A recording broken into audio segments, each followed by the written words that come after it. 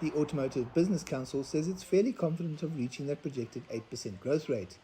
But it's got to convince people to stop buying second-hand cars and buy new cars instead. And then there's the interest rate environment. For South Africans, particularly your blue-collar workers, buying a vehicle in the country is the second biggest investment for them.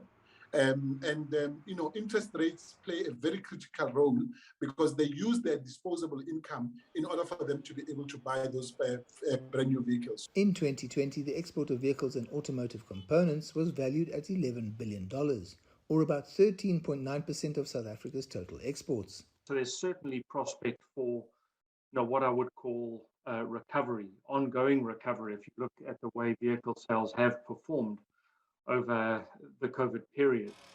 I think the greater challenge is from an import perspective.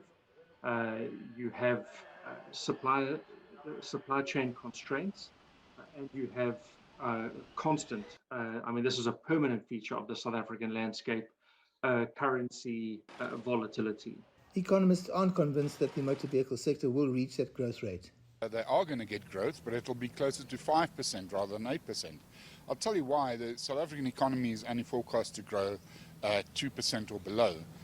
And under those circumstances, it's difficult to see how we get to 5% growth in the motor vehicle industry even. But 8% particularly will be very, very difficult. The export market is a major part of the South African motor vehicle market, accounting for 64% of total production. We need to be able to make sure that our supply chain challenges that we've had, particularly in 2021 and also in 2020, are fixed and managed very systematically and very quickly. The African Continental Free Trade Area is a potential market for South African manufactured vehicles, but there's scope to do things differently.